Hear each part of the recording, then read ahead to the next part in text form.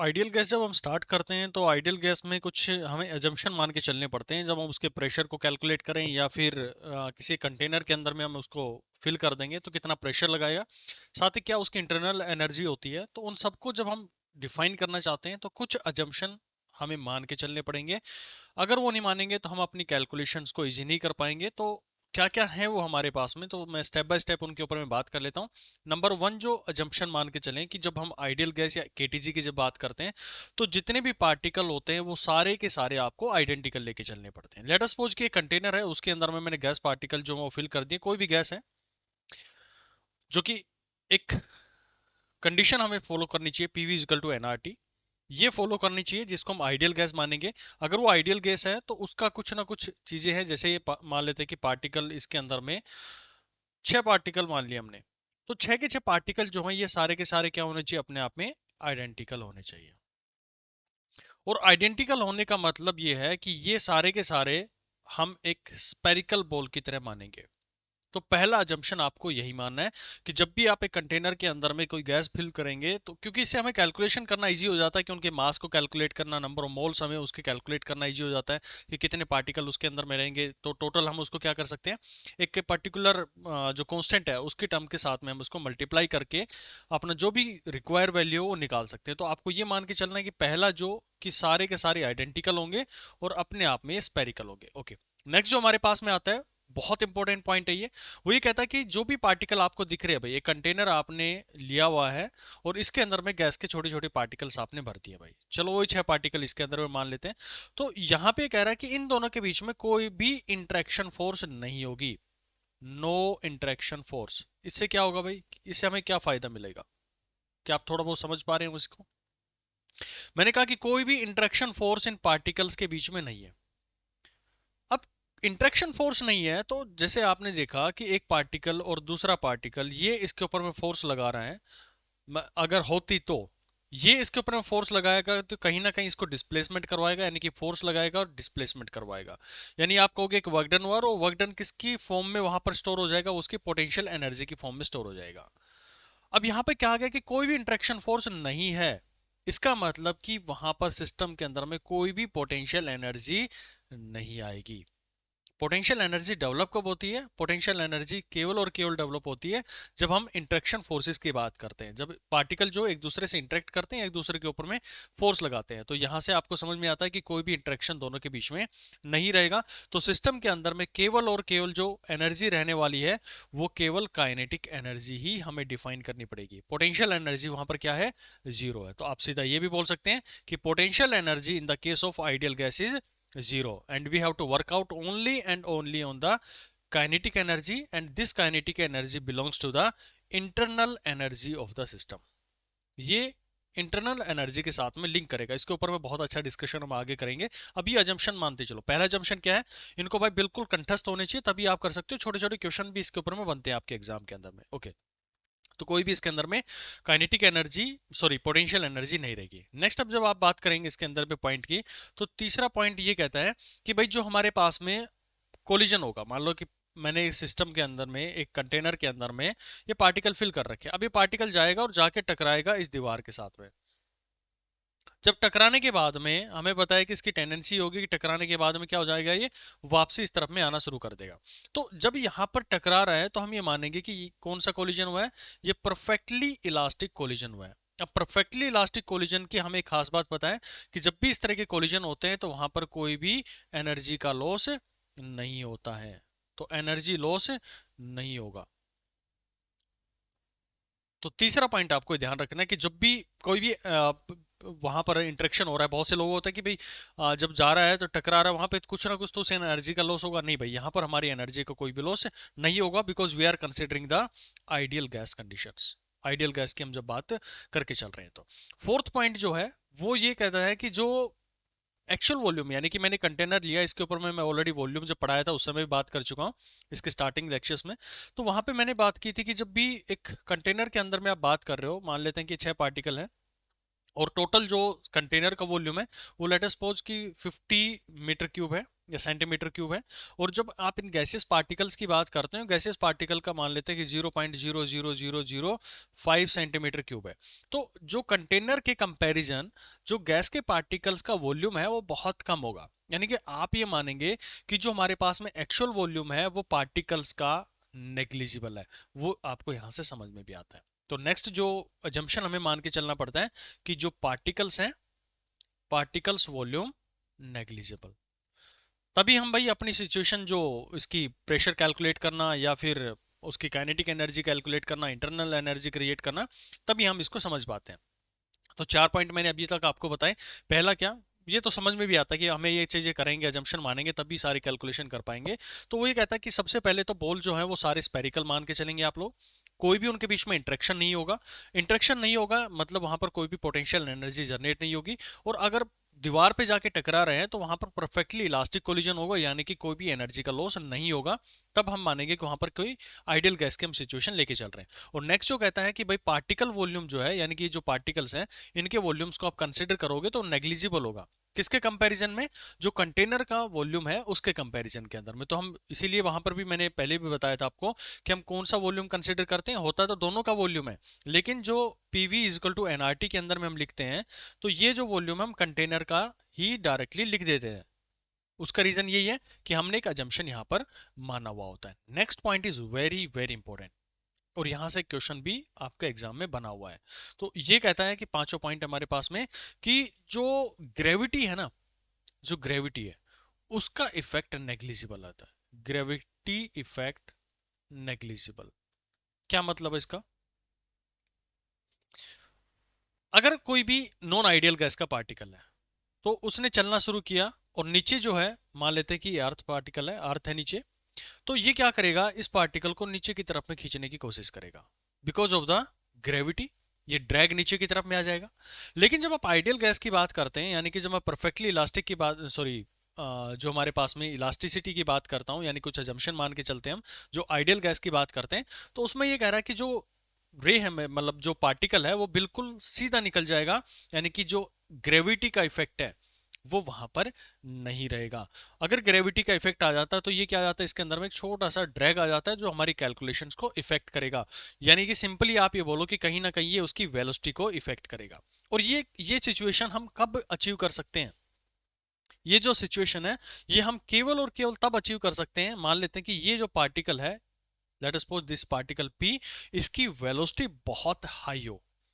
तो जो ideal gas वाली कंडीशन हम बात करेंगे तो इसके अंदर में जब आप ग्रेविटी के इफेक्ट को खत्म कर रहे हैं तो ये सिचुएशन केवल तब अचीव कर सकते हो जब आपके पास में क्या हो, हाई स्पीड हो। स्पीड या वेलोसिटी, स्पीड की बात करते हैं इसके अंदर में, क्योंकि वेलोसिटी तो हमारी क्या हो सकती है, जीरो भी हो सकती है। हम एक डायरेक्शन के अंदर में जा रहे हैं, इसी डायरेक्शन के अंदर में जा रहे हैं, then we are considering the speed. इसके आगे हम थोड़ा सा और डिस्कस करेंगे इसके अंदर में।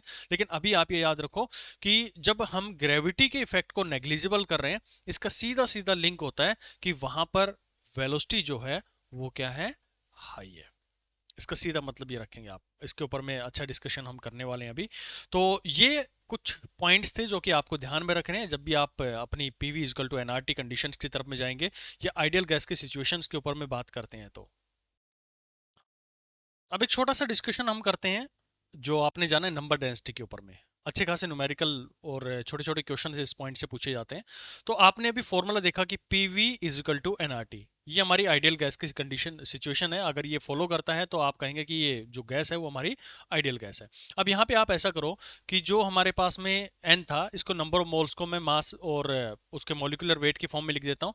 तो ये हमारे पास में जानकारी होगी कि इसको हम लिख सकते हैं टोटल मास जिस भी गैस की बात कर रहे हैं और डिवाइड बाय उसका मोलिकुलर वेट जो होता है, उसके मोलिकुलर जो 16, जैसे ऑक्सीजन का होता है, नाइट्रोजन का अलग होता है, ठीक है, हीलियम वगैरह, इनके जो मोलिकुलर मासेस होते हैं उनके हिसाब से मोलिकुलर वेट होता है। तो ये गिवन होता है आपके क्वेश्चन के अंदर में जिस जिस भी गैस की बात कर रहा होगा। तो इनटू में आरटी हम कर सकते हैं इसको।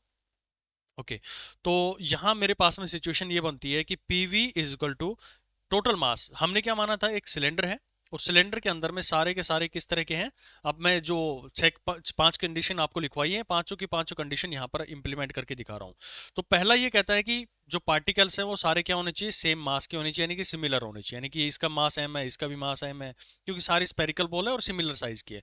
तो आप ये कर सकते हैं कि टोटल नंबर ऑफ बॉल्स मान लेते हैं कि एन है, तो एन बॉल्स हैं कितने मास की, छोटे छोटे m मासेस की है। तो मैं इस टोटल मोलिकुलर वेट को लिख सकता हूँ n डॉट m, यानी n इंटू में m, जो टोटल मेरे पास में उसका वेट दे देगा, इंटू में RT, ये हमारे पास में कांस्टेंट टर्म बनी हुई है, और नीचे हमारे पास मोलिकुलर वेट बना हुआ है। ओके, अब जो n था उसको मैं थोड़ा सा और चेंज करता हूँ, n को मैं इस डायरेक्शन में ले आता हूँ, तो n को हम लिख देंगे n डिवाइड बाई वॉल्यूम को मैं नीचे लेके जाऊँ v, तो ये जो इक्वेशन आपके पास में बनेगी P M nought divided by m, जो बॉडीज के मास हैं, छोटे छोटे जो स्पेरिकल बॉल्स आपने मानी हुई है वो, इनटू में RT। This is the very very important formula, और ये हमें क्या बता रहा है उसके ऊपर में डिस्कशन करते हैं।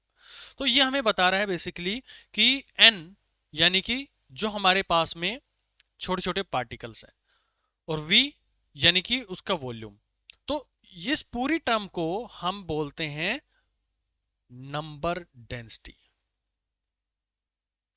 नंबर डेंसिटी, यानी कि कोई भी वॉल्यूम आपने लिया है, पर यूनिट वॉल्यूम कितने पार्टिकल्स मेरे पास में है, तो उसको हम डेंसिटी का मतलब कितना वो हमारे पास में डेंस है या फिर थोड़ा सा रेयर है, कम कम या ज्यादा जो होता है वो हम उसकी डेंसिटी से डिफाइन करते हैं कितने नंबर ऑफ पार्टिकल्स हैं। तो अगर मैं ये कहूं कि लेट अस सपोज कि 10 पार्टिकल्स पर सेंटीमीटर क्यूब, बात कर लेता हूं मैं, एक में मैंने कहा कि 1 पार्टिकल पर सेंटीमीटर क्यूब, तो किसकी नंबर डेंसिटी कम है। तो यहां पर आपको समझ में आता है कि भाई वही वॉल्यूम मैं यहां पर कंसीडर कर रहा हूं, सेम वॉल्यूम यहां पे कंसीडर कर रहे हैं, 1 सेंटीमीटर क्यूब का ले रहा हूं मैं, तो उसमें एक पार्टिकल है और यहां पर आपके 10 पार्टिकल है। तो ये जो पार्टिकल है, हमारी सिचुएशन ये कहती थी, जो तीसरा पॉइंट था, कि जो पार्टिकल वॉल्यूम है वो हमें नेग्लिजिबल मान के चलना चाहिए। ये तभी तभी पॉसिबल है ना कि जो पार्टिकल वॉल्यूम है वो हमारा क्या होना चाहिए, नेग्लिजिबल होना चाहिए। यानी कि कंफर्मली हम ये कह सकते हैं कि जो n बाई वी का रेशियो है इट मस्ट बी लेस। यानी पहली सिचुएशन तो आपकी, पहला जो पॉइंट था वो तो यहां से क्लियर हुआ कि सभी के सभी क्या होने चाहिए, स्पेरिकल साइज की होनी चाहिए, यानी कि सेम सिमिलर साइज की होनी चाहिए, सिमिलर टाइप के आपको मान के चलना पड़ेगा, और उनका वॉल्यूम भी आपको सेम मान के चलना पड़ेगा। दूसरा एक सिचुएशन आपको दिया गया था कि जो उनके कंटेनर है उसका वॉल्यूम ज्यादा होता है एज कंपेयर टू जो पार्टिकल्स का वॉल्यूम होता है, या फिर हम कहें कि जो पार्टिकल्स हैं उनका वॉल्यूम कम होना चाहिए। तो वही चीज मैंने कहा कि अगर हमें ये सिचुएशन फॉलो करवानी है कि उस पर्टिकुलर वॉल्यूम के अंदर में कम से कम पार्टिकल रहे, तो ये जो नंबर है ये हमारा क्या होना चाहिए, कम होना चाहिए। यानी कि आप सीधा कहेंगे कि जो नंबर डेंसिटी है it should be less for ideal gas.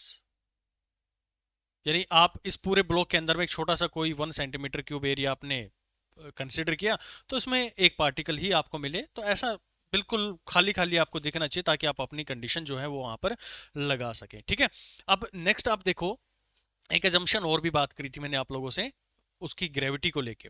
तो ग्रेविटी में बात करें तो आपको समझ आता है कि हमारे पास में जो प्रेशर का फॉर्मूला बन के आया था पीवी इजकल टू एनआरटी बन के आता है, तो इसके अंदर में जब आप चलोगे तो प्रेशर अगर हम मान लेते हैं कि हमारे पास में कम होगा, प्रेशर हमारा क्या हो गया, कम हो गया, और टेम्परेचर अगर ज्यादा माने, टेम्परेचर हम ज्यादा माने, तो वेलोसिटी जो है वो क्या होगी, वेलोसिटी जो है वो हमारी क्या होगी, ज्यादा होगी।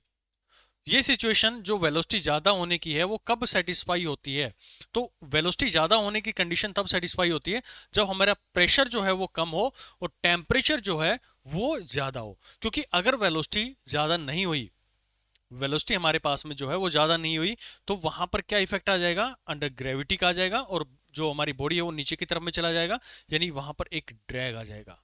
और ये ड्रैग आने का मतलब है कि हम आइडियल गैस की बात नहीं कर रहे हैं, हम किसकी बात कर रहे हैं, हम नॉन आइडियल गैस की बात कर रहे हैं। और ये सिचुएशन जो दी गई है ये हमारे पास में आइडियल गैस की दी जाती है। तो आइडियल गैस के लिए ये वाला और नॉन आइडियल गैस के लिए ये वाला होता है। तो आइडियल गैस को अचीव करने के लिए, यानी कि ये ड्रैग ना आए, उसको अचीव करने के लिए हमें क्या चाहिए, वेलोसिटी ज्यादा चाहिए। और वेलोसिटी ज्यादा कब मिल सकती है मुझे, प्रेशर कम हो, टेम्परेचर ज्यादा हो। वेरी वेरी इंपॉर्टेंट क्वेश्चन, पता नहीं कितनी बार ये क्वेश्चन आप लोग के एग्जाम में पूछा गया है कि एक गैस कब एक आइडियल गैस की तरह बिहेव करेगी, और उसमें बहुत सारे तरह के ऑप्शंस आप लोगों को मिलते हैं। कई बार ये बोलेगा कि प्रेशर जो है वो हमारा क्या हो, लेस हो, और टेम्परेचर जो है वो हमारा क्या हो, मोर हो। तो ये अगर आपको मिलता है तभी आप उसको अचीव कर सकते हैं, क्योंकि जब ये सिचुएशन हमारे पास में बन के आएगी तभी आप कहेंगे कि वेलोसिटी क्या होगी, वहां पर ज्यादा होगी, और वेलोसिटी ज्यादा होने का मतलब है कि वहां पर क्या हो गया है, ड्रैग कम आ रहा है, ग्रेविटी का इफेक्ट वहां पर नेग्लिजिबल आ रहा है। ठीक, तो ये सारे पॉइंट्स आप लोगों ने यहाँ पर समझ लिए होंगे इसके। अच्छा, किसी के दिमाग में ये भी आया होगा कि आपने ये कैसे बता दिया कि पी कम और टेम्परेचर ज्यादा। अरे भाई मेरे, थोड़ा इधर भी देख लो इस इक्वेशन की तरफ में। मुझे अल्टीमेटली चाहिए क्या? मुझे सारी कंडीशन सेटिस्फाई करने के लिए एन बाई वी का रेशो कम चाहिए। ठीक है, और एन बाई वी का रेशो कब मुझे कम मिल सकता है? एन बाई वी, ये हमें सीधा दिख रहा है कि pressure M nought divided by M dot R T, यानी कि ये इनवर्सली प्रोपोर्शनल है किसके? टेम्परेचर के, और डायरेक्टली प्रोपोर्शनल किसके है? प्रेशर के। तो ये वैल्यू अगर मेरी बढ़ जाए और ये वैल्यू मेरी कम हो जाए तो ये ऑटोमेटिकली क्या हो रहा है? ये अपने आप में एक लेस वोल्यूज हो गया, यानी कि डिक्रीजिंग हो जाएगा, ये कम वैल्यू मुझे प्रोवाइड करेगा। और अल्टीमेटली मेरा कम इसी से चलना है कि नंबर ऑफ पार्टिकल्स कितने हैं अगर मैं वॉल्यूम को कंसीडर करूं, यानी कि number density is the most important term in the case of ideal gas. तो याद रखेंगे कि आइडियल गैस मुझे चाहिए तो आइडियल गैस के लिए ये वैल्यू कम होनी चाहिए, यानी कि नंबर डेंसिटी जो है वो हमारे पास में कम होनी चाहिए। और वो कब हम अचीव कर सकते हैं? प्रेशर हम कम रखें और जो टेम्परेचर है उसको हम बढ़ा दें, क्योंकि ये जो डिनोमिनेटर में बढ़ेगा तो ये ऑटोमेटिकली हमारा न्यूमरेटर क्या होता जाएगा, सॉरी, ये जो वैल्यू है इसका जो रिजल्ट आता है वो हमारा क्या होता चला जाएगा? डिक्रीज होता चला जाएगा। ठीक है, तो आपने सारी चीजें देख ली होंगी कि जो पहला पॉइंट हमने इसके अजम्पशन के अंदर में मान के चले थे कि सारे पार्टिकल आइडेंटिकल होने चाहिए, आइडेंटिकल हुए और उससे हमने जो उसका नंबर डेंसिटी था वो कैलकुलेट किया। ये एनर्जी की बात कर रहा था मैं, काइनेटिक एनर्जी होती है खाली, पोटेंशियल एनर्जी जीरो होती है क्योंकि इंट्रैक्शन फोर्स नहीं होता है। इसके ऊपर मैं आगे मैं बात करूंगा जब मैं कैलकुलेशन करूंगा, एक छोटा सा प्रूफ आप लोगों के साथ में हम डिस्कस करेंगे।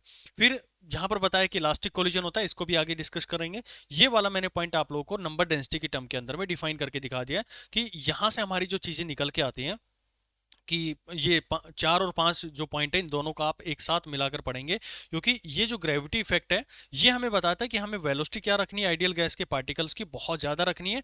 क्यों रखनी है? क्योंकि अगर नहीं रखोगे तो भाई ये ड्रैग आ जाएगा, यानी कि वो ग्रेविटी जो है उसको नीचे की तरफ में खींच लेगी। तो आपको बहुत फास्ट अगर रखना है तो उसकी एक ही कंडीशन होती है कि वी जो है बहुत तेजी के साथ में निकल जाए। तो ये हमने किया, इसका वी बहुत तेजी के साथ में निकाल दिया।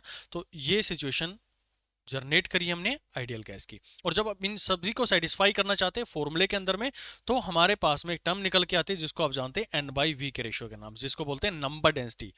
ठीक है, तो नंबर डेंसिटी हमें पता लगा कि ये अगर एक आइडियल गैस मुझे बतानी है तो आइडियल गैस के अंदर में नंबर डेंसिटी जो है वो क्या होनी चाहिए? कम होनी चाहिए। और ये कब पॉसिबल है? ये पॉसिबल है जब आप यहां पर बात करें प्रेशर कम और टेम्परेचर ज्यादा। क्यों भाई? क्योंकि हमारे पास में ये रिलेशन गिवन है कि प्रेशर आप बढ़ा कम करोगे, टेम्परेचर को बढ़ाओगे तो ये ओवरऑल जो नंबर डेंसिटी वो कम हो जाएगी, यानी कि यहाँ पर जो कंटेनर आपने लिया है उसके अंदर में दूर दूर पार्टिकल्स हो जाएंगे, यानी कि जो एक छोटा सा वॉल्यूम आप कंसीडर करोगे कम से कम पार्टिकल मिलेंगे, ताकि हम ये मान सके कि जो कंटेनर है उसी का ही टोटल मेरे पास में वॉल्यूम जो है वो कंसिडरेशन के अंदर में आ रहा है। चलो अब एक छोटा सा प्रूफ आप लोग के साथ में करते हैं जिससे आपको पता लगेगा कि जो हमारे पास में प्रेशर कैसे कैलकुलेट करते हैं कंटेनर के अंदर में आइडियल गैस कि। तो ये सिचुएशन हमने देख ली, इन सभी अजम्पशन को जोड़ते हुए हम आगे बात करेंगे और फिर हम देखेंगे कि काइनेटिक एनर्जी को कैसे कैलकुलेट करते हैं, फिर मैक्सवेल डिस्ट्रीब्यूशन कर्व हमें क्या क्या चीज़ें डिफाइन करवाती है। तो इन सब चीज़ों के ऊपर हम डिस्कस कर लेते हैं।